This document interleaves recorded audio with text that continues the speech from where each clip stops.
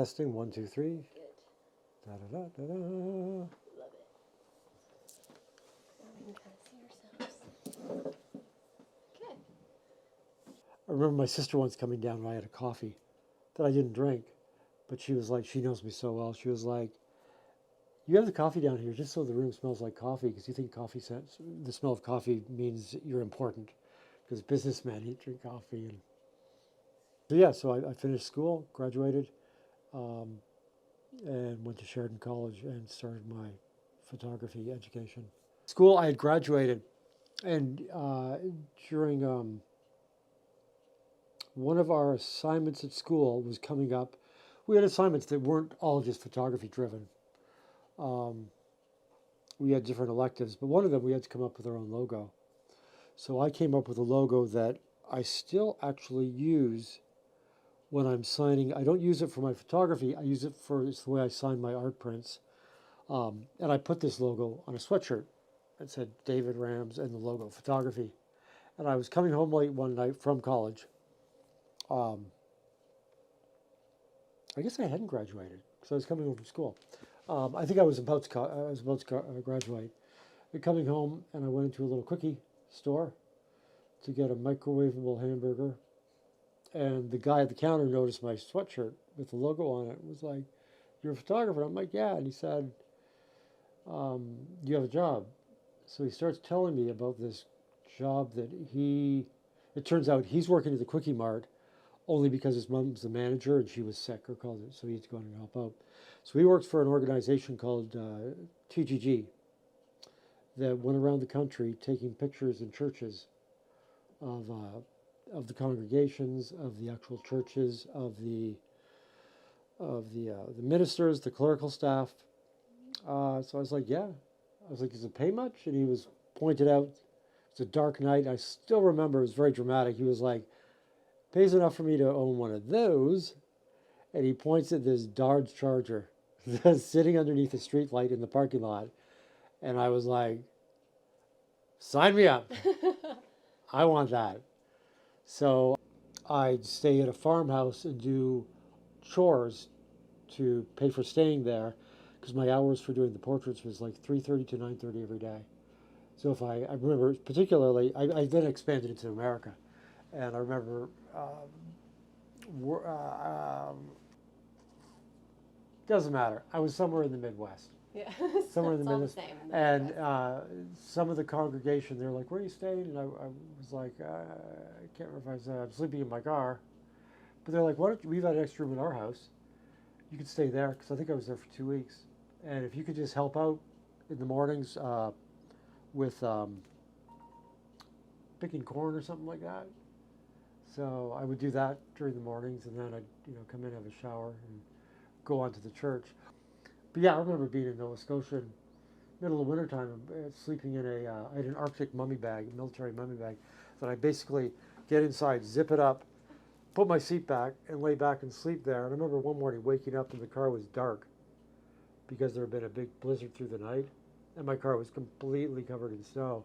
So what I do is I got up, still inside my mummy, and I would, reach out, turn the car on, and I'd sit there until the car warmed up inside, and then I'd get out and get straightened up a little bit and check into a hotel. Wow, that's actually really smart though. I remember an instance being sent to Nashville to shoot a fairly popular recording artist, and they had me. It was all paid for. They had me in a fancy hotel there, and I went there, looked at the hotel from the outside, and was like, I'm gonna drive around. Found this little shithole of a motel. Stayed in there, and you could smell old cigarettes, and checked in there, and immediately wanted to write, and And when I went to the shoot the next morning, they're like, "How's the hotel?" And I'm like, "I didn't stay there. I stayed at." And they're like, "Why?" And I told, and the artist, she actually got it. She was like, "I totally get it." And the cool thing is we ended up doing some of her shoot at the motel. Yeah, I agree that sometimes the more decrepit a place, the better artistically, aesthetically pleasing it is. Those places are harder to come by these days. They're all getting They torn are. down. They are. They really are, which I miss. Well, not that I travel like that anymore. One of my, well, my favorite author, Chuck Palahniuk. Do you know his I books? don't know. No. He's amazing. Very twisted mind, but really kind. Oh, hold on a second. He wrote Fight Club. Yes, Yes, yes. So I'm I obsessed with him. love He's him. my favorite author. Have you heard his podcast interview No, with Joe Rogan? no. Oh my God, But it's I like Jordan. fascinating. Okay, so I'll It's watch like that. I didn't 2 hours know long. I Okay. tell anybody that, well, you're interested, I'll tell anybody that's interested in writing, because he talks about his writing Yeah. process. And he comes up with some great stories. Yeah, he's insane. I love him. I read his books. I actually struggled after I stopped. Like after I've read everything he's written, I struggle to read anything else Yeah, because everything else is boring to me now. So like I'll reread his books like over and over and over. But in one of his books, I think it was a diary, he says like a lot of philosophical things, but he had mentioned that all great artists are invalids in some way, and that to have great art or to make great art, there has to be some level of suffering. That was his. I totally agree with that. That was his like basically his thoughts on. He Well, said it's if you funny. think about people that are great, they've suffered. It's funny you should, and I by no means have suffered. I've had a very blessed life. I grew up in the Brady Bunch, basically. um, but that actually, what he said leads to you talked about what inspires me. Um, and I was writing about this the other night, and probably one of the top of the list of inspiration of what fires me up is people, my love of people. Uh, I like getting inside of them and seeing their cobwebs and what makes them tick. And I tend to like the darkness because I think that's where the real, and that's kind of what he said. I think that's where the real. I think the darkness is kind of where the real grit is. When I see a beautiful picture, I find the pictures that are more interesting to me are pictures that have some darkness to them, that are a little, there's a little bit of an edge to them. Mm-hmm. Bright sunshiny pictures, to me, those are pretty pictures. But the pictures with depth, I think there's like a darkness to them. And sometimes, like, maybe that's just my opinion. Um, but yeah, but once again, that kind of goes along with suffering for your art, or and all the great art, not all of them, but a lot of the great artists, they all have, in a lot of cases, some dicey past or some mental illness or some cobwebs or, and that's, I think, what's not that I have a checkered past, but I think that's it's fueled a lot of my artwork or some of my kind of darker thoughts. Which is funny because I'm I'm a really positive person. I like the darkness. Mm.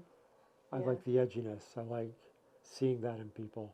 Yeah, same. That's where the character comes from. When you get these people that are like, oh, everything's good, and I immediately, and it's not necessarily true. I'm being judgmental, but it's like, it doesn't seem to be much substance. It's the people that have, gone through shit. Another inspiration to me, my Aunt Eleanor, who was my mom's sister. She passed away about 3 years ago. But I remember she lived up in the attic, but it wasn't like an attic, but it was like the bedroom with the slanted ceiling, and she would always be painting. And I would just sit and watch her and be fascinated with that. But she ended up severely, what's the word? Split personalities. Schizophrenic. Schizophrenic. She didn't have the split personality. She had another form of it, but she was brilliant. But yeah, I think all great art has some of that, and photography. Like even we were looking at some of our favorite stuff, and it's all the more darker. Sad. I feel like but this is like across the board for me. Like I want a beautiful, full life. I don't want sad things or angry things. Yeah, like, no, I want good things, right? But I will say in my art, in any kind of like art and music that I prefer, it's always melancholy is the best word. Melancholy is my favorite. I like sad things. I like aesthetically the way that they look. I like aesthetically, like, auditory, the way that they sound. I always prefer sad things, Yeah. or dark things. Hold on 1 second.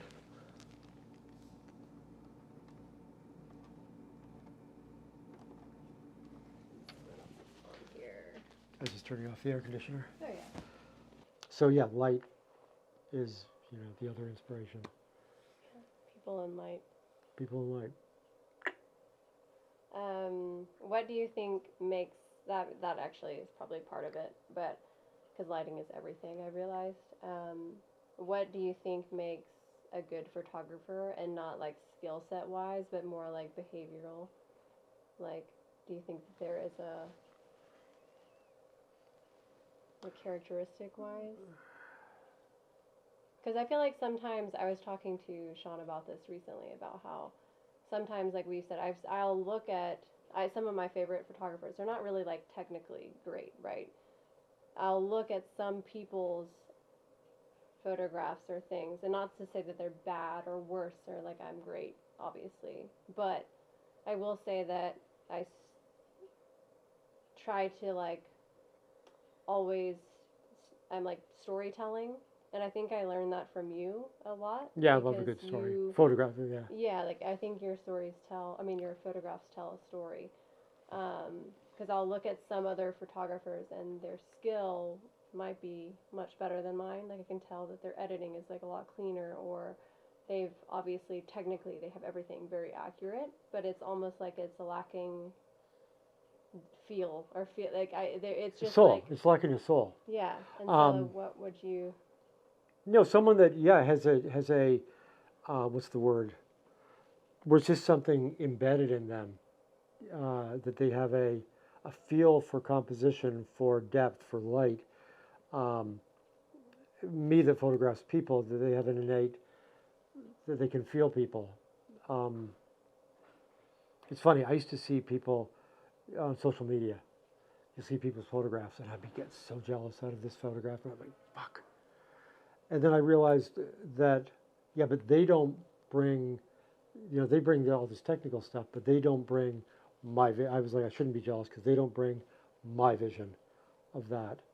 And that's what I have that no one else has. And you as well. You have your vision of things, and that's what's really special. But yeah, people that I think that shoot more from their heart and their soul than technical.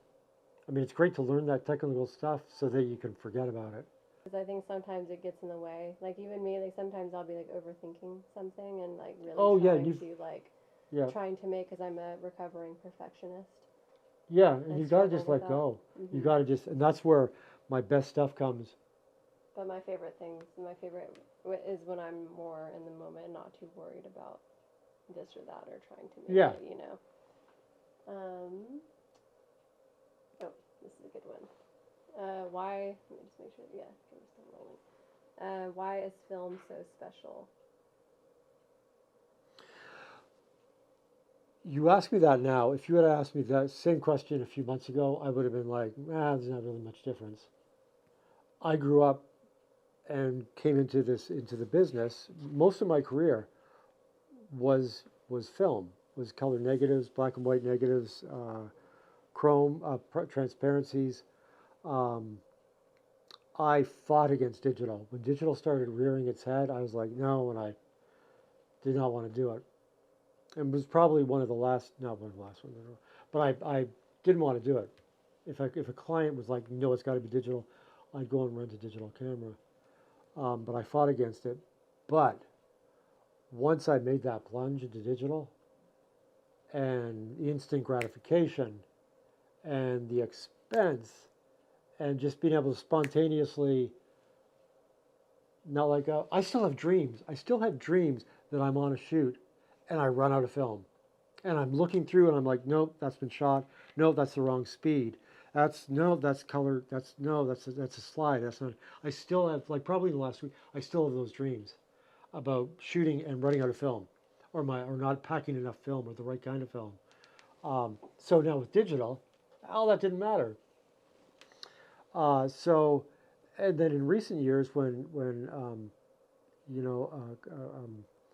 analog, like shooting with negatives and transparencies, and non-digital has become more popular. People are experimenting. I was like, no, no thanks. I'm good with digital. And I'd even be like, you can borrow my film cameras. I'm not using them. But um, as you know, in the last month or two, I've been digging into my archives, which we've been going through, and going down memory lane of going through contacts and transparencies and prints, and actually seeing most of my commercial work was transparency. That you have to be within a half a stop, or you're going to start seeing some not good results.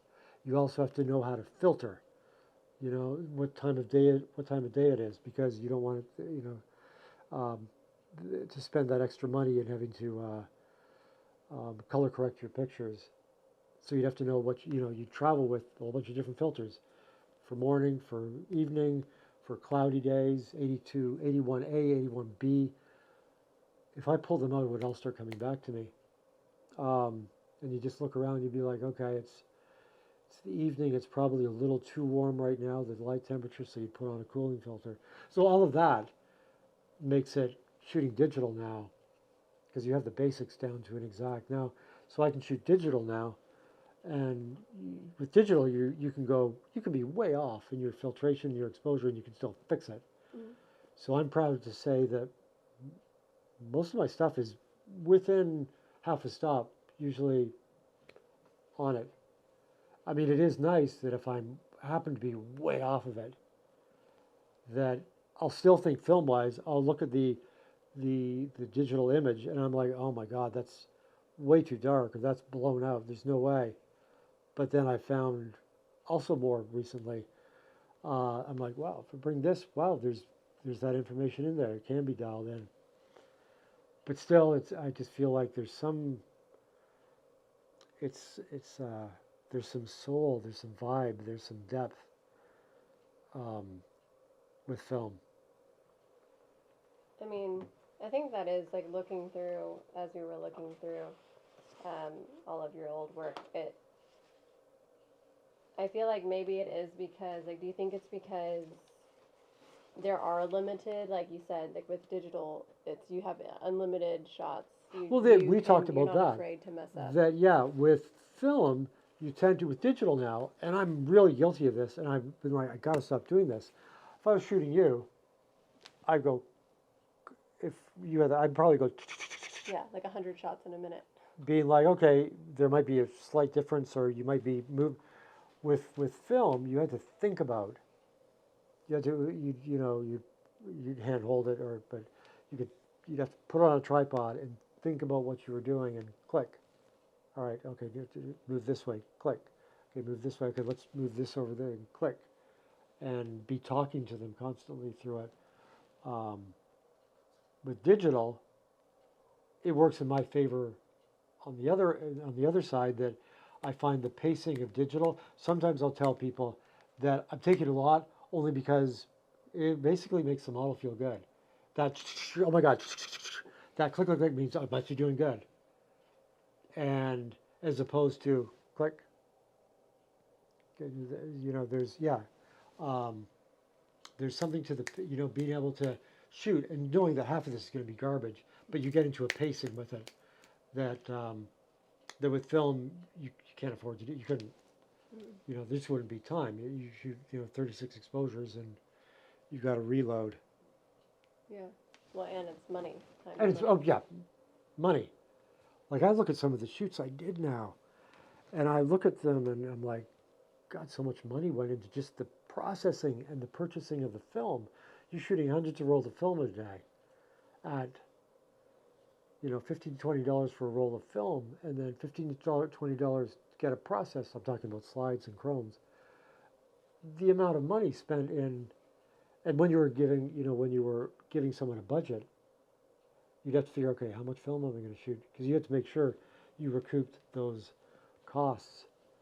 So that was also kind of not scary because you got used to it, but you had to figure out, okay, how many rolls am I going to shoot per shot for, I can't go too far away from the correct exposure because if you start pushing and pulling, that's added expense.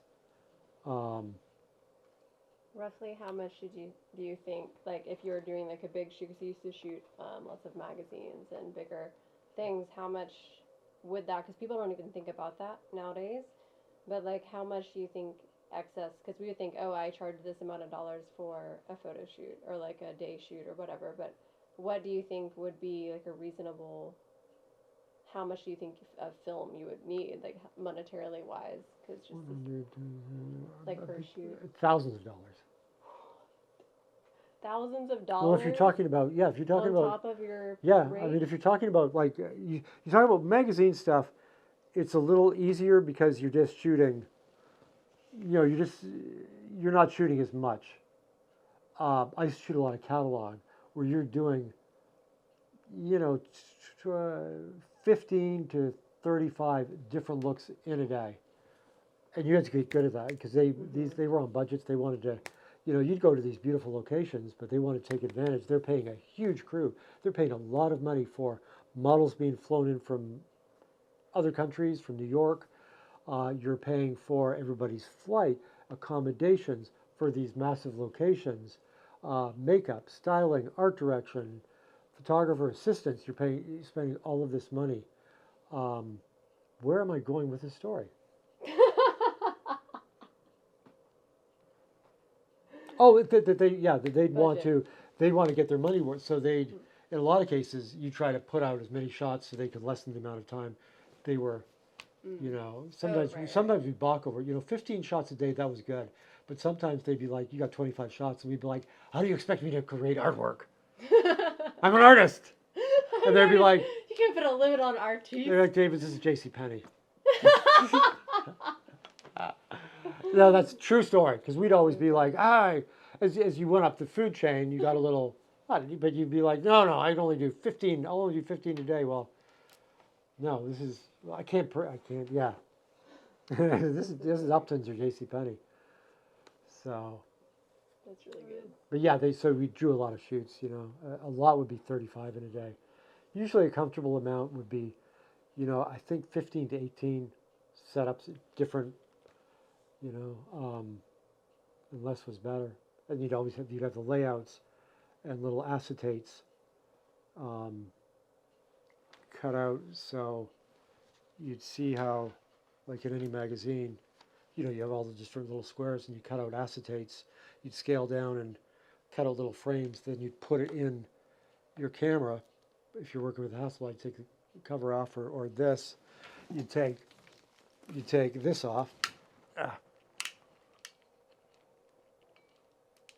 This off, and you'd put your tracing in here. Or you might even, if you're doing a cover for let's say you're doing a cover for Bloomingdale's or for Vogue magazine, they'd actually do a tracing of the magazine, and they'd actually have the logo print like on a piece of acetate. So you could see where. Put the logo. They put the copy, all the copy on it, and you put it in your camera, like that.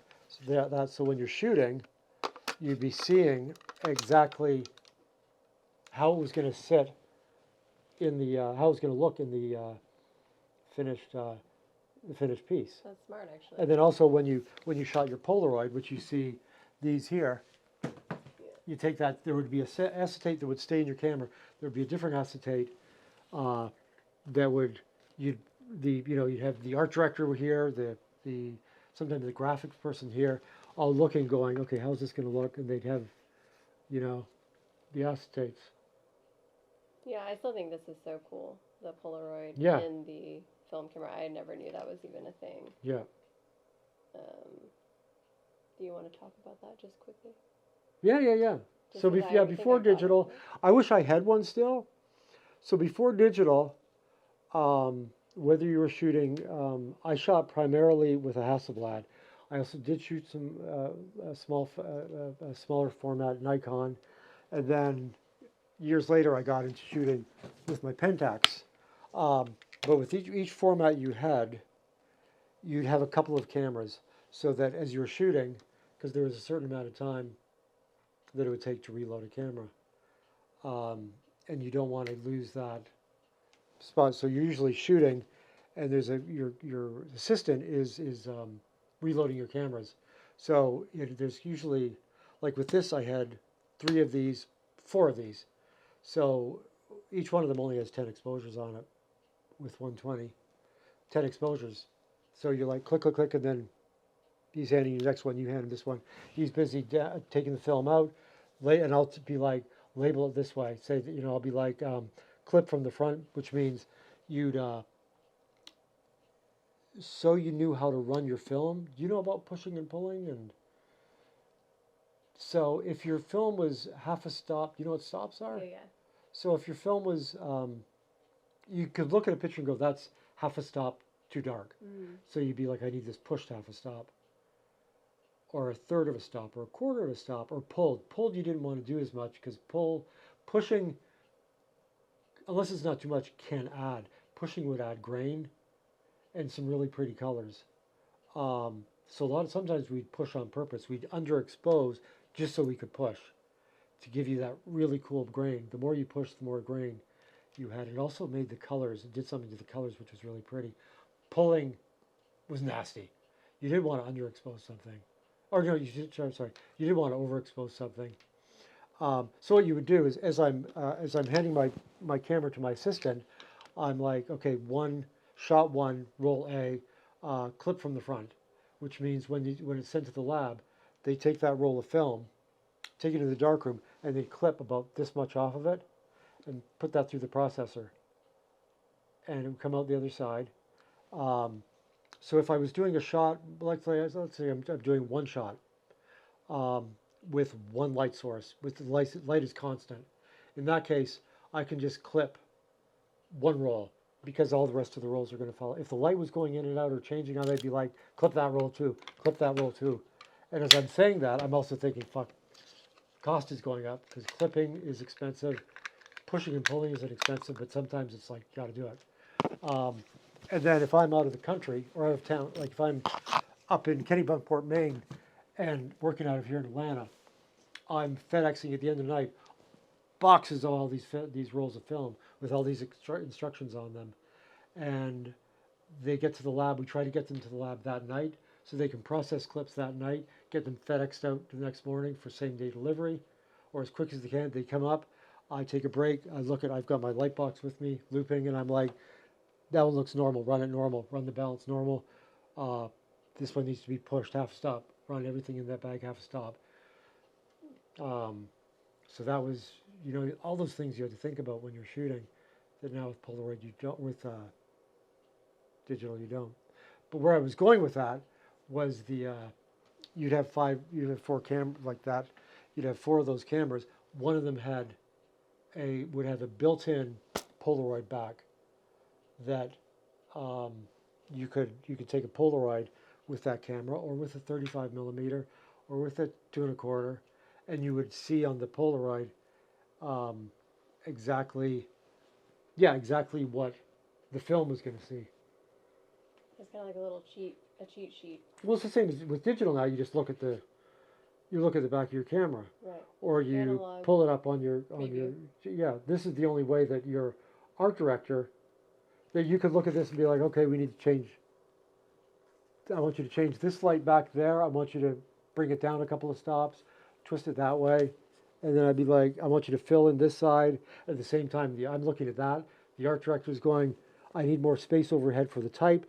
This part down here needs to be darker because there's white type. You have to think about where type's going to go. This needs to be solid. It can't be busy because we need to put type down here, because type's not going to go here because it'll get lost. So they were always like, when you were shooting, you're always having to think about where type is going to go, where the title's going to, where the cover, the title's going to go. So yeah. That's so cool. I love that. I like the way that these look even. I would use those as art. Yeah, now. no, Like, yeah. I think they're very artistically pleasing. As you see, I've always been interested in writing Yeah. on my pictures. I was going to read this, and then if you want to read something that you've written. Sure, yeah. This I think it starts there, and it wraps around this way. I think so. I don't even know what I wrote. I come riding on the back of the dawn, my erotic dragonfly caught in the funnel dome? Funnel dome? Found them? Funnel dome? Let's see, I come riding on the back of the dawn. My erotic dragonfly caught in the funnel Dome? dome? Dome of sound, letting your throaty vibrations wash over me. I remember you, yes, yes, I remember you. It's coincidentally, that's a picture of him. Yep, I love that. And then We are creatures of the wild, and wild is the wind, wild is wind. That might be lyrics from a song. Oh, here we go. oh. My erotic dragonfly caught in the funnel dome. Where did I come up with that? Now you need to know what a funnel dome is. I don't, yeah, funnel dome, letting the throaty vibrations wash over me. I remember you. I miss you. I love that. Still. Wow, Except yeah. for the funnel dome part.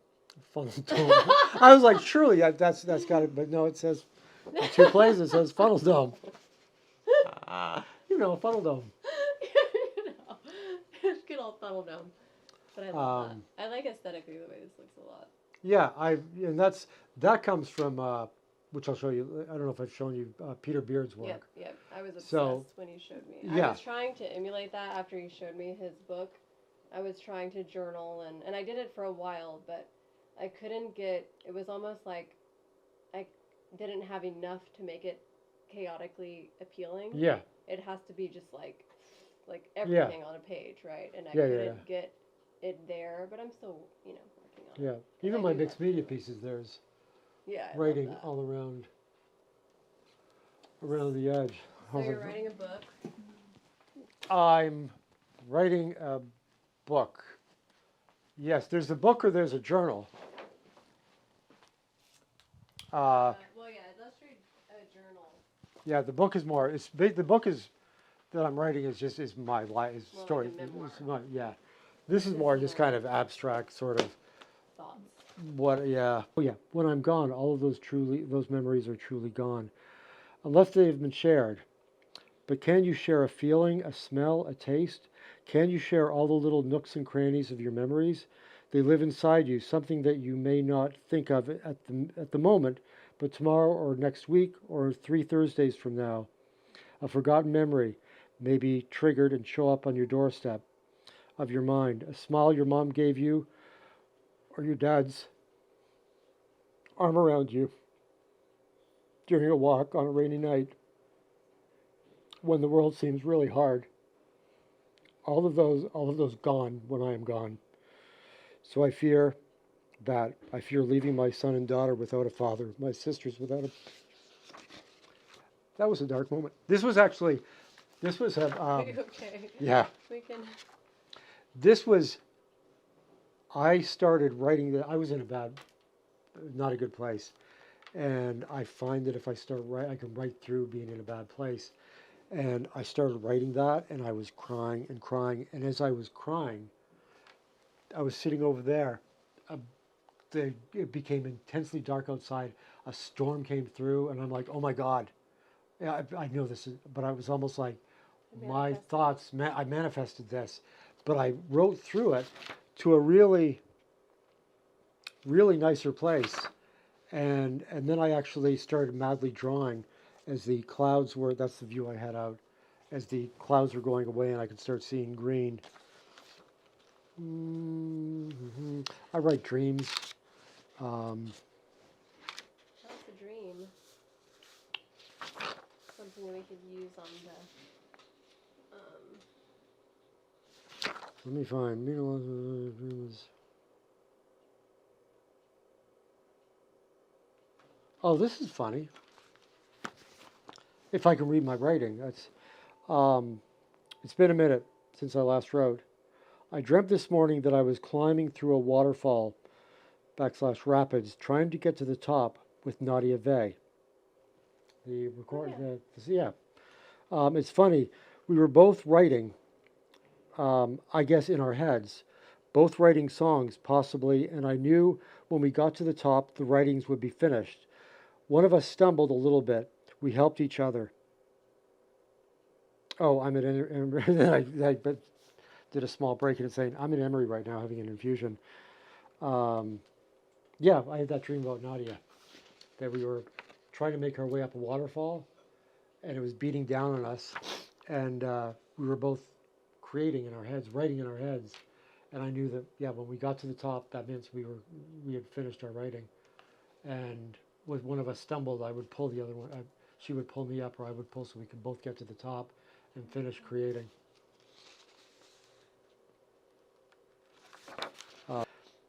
Even in the bright sunlight, you can find darkness. I may change my mind tomorrow, but I think real art, at least the kind of art that inspires me, has a form of darkness around it. It's what gives it its edge, some depth. I think what gives my photography an edge. So does the darkness inspire me? In saying that, I would have to say that light inspires me, and the way its source is, its intensity, the temperature, the color, the way it dances on whatever it has in its sights, whatever is in my sights, the light quality of the rising sun and the birth of a new day. Yeah. And then music. Music inspires, everybody. It's always so interesting to me, like the differences, like music. That's true that music inspires everybody. Something that like touches everybody, but it's crazy to me. I've learned how different like the scope of that can be. Like music in particular is so personal. Because Sean and I talk about this a lot about how like her style of music is totally different than mine, like what we would listen to, and like what it does for us, right? And like what does stuff for me would do nothing for her, and vice versa. And so it's been like a really interesting. I realize how much it affects people, but also how different that looks for everyone. Mm-hmm. It's interesting. It really is, and it can shape because a lot of times I'll if I'm shooting something, if I have a vision, I will pick music to kind of help that vision along. Yeah. If I'm shooting for someone, I might say, Same. what do you like? Yeah, same. But yeah, my music definitely, if I'm shooting something that's like supposed to be, like I was shooting at Danny's a few weeks ago, and I wanted it to look retro. So I was looking for, old 60s and 70s retro music just to kind of take me more into that mindset. There comes a time in your life with age, which brings wisdom, hopefully. There is a certain freedom that comes along with just not carrying. Maybe a confidence, being comfortable in your own skin, being self-assured. You own who you are and don't really give a damn what anybody else thinks. And that's when you, I think what's that? Yeah, that's when you just don't fucking care. What age did you get to that, do you think, where you feel like, It's coming. It's coming. Oh, now you feel like like in the now. last 10 years, but more specifically now since all of this has gone on. Now I'm like if I've got a problem with someone, or not a problem, but I'll be Jessica's like, oh my God, I can't believe you said that. And I'm like, but then in the end she'll be like, the next day she'll be like, I'm glad you actually said that. So I'm like, yeah, it's in my head. I'm not being mean. I'm now I speak my truth a lot more. I say what's going on and I own it. And I'll also tell someone when like, yeah, no, I was wrong. I was wrong in my thought process there. But at that moment, that's what I was thinking. I think that's really like the thing is I feel like we as like people in general are like always afraid. We wanted to please. Yeah, people pleasers, but also just like we're afraid to like hurt people's feelings, or like we're afraid of like what we think, is it wrong or whatever. 'Cause I struggle with that sometimes too, where I'm sensitive, or I'll have like lots of emotions, or I'll be easily triggered over something, and I'm not good about that. I don't like talking about my feelings, so I'll just like keep it in and be like, nothing, it's fine, I'm fine, everything's fine. And then my whole life is like burning up in flames, and I'm like, it's fine. I'm like the dog, in the meme. Yeah, but like, I've learned, I'm not haven't learned. I'm trying to learn. It's really fucking hard. I admire people that can say what's on their mind. Yeah. Even if they're even if it's going to hurt someone else's feelings, or even if it is going to come across wrong, I still think that's better than not speaking your mind. Yeah, the people that I am most impressed with and most inspired by are people, because I'll always be like, well, so and so would say that, and I would people that kind of just speak their mind. Yeah. And now Jessica might be. I'm like, why don't you say this or this or this? She's like, you can do those things, David. I can't. And I'm like, it's because I don't really. I don't care if they don't like me. If they don't like me, if they don't like me anymore, then they weren't really my friend anyway. Yeah. So I'm like, I've accepted that. I mean, like, I don't. There's an issue going on in the building where I was talking about having something done, and they're like, you don't want to do that. You don't want to. And I'm like, why? What's the worst thing? What's the worst thing to happen? He's not going to be my friend anymore. Yeah. If that's the case, he wasn't really my friend anyway. And then sometimes the next morning, I just this specific instance. The next morning, I'm calling him, going, "So I was in a really bad mood last night, or I was in infusion all day today," which I use that as an excuse a lot. Which no, you've caught that. You've seen that. Yeah. Where I've been like. But I don't find that as an excuse. I think it's well, no, like it's not a an valid. excuse. It's not an excuse. Also, at the moment, like I'll think of it. I'll be like, because Jessica will even be called. She'll be like, David, think about, do it tomorrow. You just come out of, you've got this. You should do it tomorrow. I'm like, no, I am firm in the way I think right now. I'm going to do it, and I'll start texting. And then the next morning, I'll wake up and I'll be like, fuck, Jessica was right. I was like, I was like, I should have just. She was like, just go to bed. Yeah. Just go to bed, and I don't learn my lesson. Because I'll still, and you've seen me, I got mad at you about something. Yeah. Then afterwards I was like, fuck was I thinking? But I love Kale. Kale loves me. I'm like, yeah.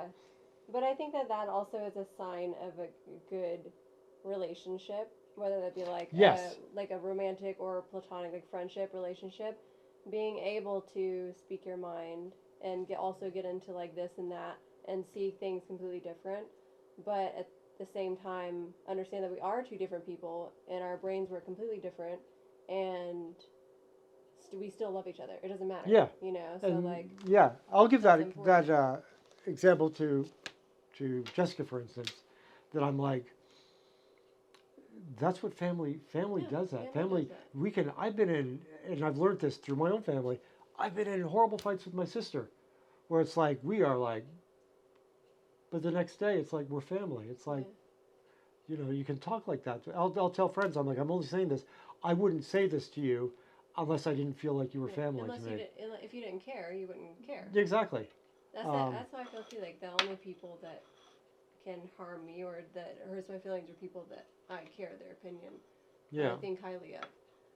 So, and I think that I've kind of like, I sometimes hurt myself, but I ask for it because I also surround myself with really strong people. Yeah. Like Sean's definitely very strong. Oh yeah. Very strong. I know, and she's not afraid to say everything that's on her mind, which is one of the things I love about her, but it is one of the things that we, butt heads because in those cases you could be your own worst enemy. Yeah. But at the same time, it's like if I didn't have that, I wouldn't respect people. I respect people that are very strong and firm and I need people with backbones, people that are true and solid. Mm-hmm. And I would take that any day over people that are. Yeah, I mean my old boss, Playboy, Kevin Custer. He's one of the. He would tell you, and I love him to this day. We speak. We love that guy, but he would always. You knew exactly where you stood with him. He was always, which was so beautiful, that he'd tell you exactly what he was thinking. Sometimes it'd be harsh, and then I'd question him on that. There were situations that he'd text me something, and I'd be like, "The fuck." And next time I was at Playboy in Chicago, he's like, when you're reading an email, you put your own. But long story short, is he always spoke his mind. He always was like, there was no, especially in someone you're working for, because these sometimes clients, they're kind of wishy-washy, but then in the end, it's like, I wish I had known that's how you felt, or I wish I had known. But with him, you always, know exactly what's on his mind. You know where you stand. You know what you need to. I remember I almost got fired from Playboy. I had been on some antidepressant for almost a year, and I wanted to get off of it. And they had warned me, you can't just go, you gotta wean yourself. I didn't understand that process. I was about to fly to England to stay with Jane Seymour at her castle for 2 weeks. I was going to come home, I get 2 days break, and then I was going out for a month with Playboy. So I thought, this is the perfect time. I'm going to be occupied. I'm going to be doing what I love. I'm going to be going to England. Who needs an antidepressant? So I went to England. The shoot went well. Came back. Went on the road with Playboy. And I wasn't even thinking about it, but there was something subconsciously that was altering me. I shot for 3 weeks or a month, sent all the film, and a month later, when they're actually get around, there's some big jobs they're going through. Kevin calls me, and he's like, David, I'm going to talk to you as your boss right now and as your friend. And he's like, we're looking at your film, your pictures. And she was like, it's like a different person. And he's like, to be honest, Gary Cole, who was he was up there, he was the head of the magazine. He's like, to be honest, Gary wants to fire you. Unless you can give me a reason why your photography looks the way it just feels like you're not into it. And he was like, don't answer me now. He was like, I don't want you to, he was like, I want you to think about this. Don't answer me now. Take your time. Because I was like, I don't know. I was thinking maybe I just don't have it. And I remember thinking that last shoot, I even said, I was like, I don't feel like I was. And he was like, don't say anything. I want you to think about this. And I thought about it for a day or two. I think I was talking to someone and trying to figure out why the shoot was different. And then it came back to, I was talking to a friend, or maybe it was a therapist, and said, I've been on this antidepressant for a year and went off it. And the friend, whoever it was like, that might be why. And I called Kevin. I'm like, Kevin, this is my excuse. I don't know if I don't even know if I believe it, but I've been on antidepressants and I went off of them. And Kevin was, oh my God. He was like, David, you can't just go. And he was like, that's why. He was like, that's what I'm seeing. It wasn't the day, you were very removed. There was this, it was like you weren't, that passion, that edge was gone. And you were just kind of taking pretty pictures. Mm. And he was like, that's why. And he was like, let me speak to Gary, but I believe you still have your job. And I worked for many years after that. And, why I went off on that tangent. But yeah,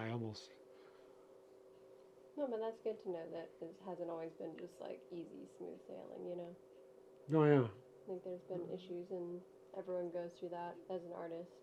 Another thing I learned, I shouldn't say early on because I had to make that mistake many times, and it was when I was first new to the world of being on big shoots and me being, where I'd have an art director be like, because I always assume, I don't know if you're like this, I always assume other people know better than me. Now I'm comfortable with being like, no, I own who I am. But I always assumed they're the art director. They know what so she'd be like, I remember many situations the art director would be like, why don't you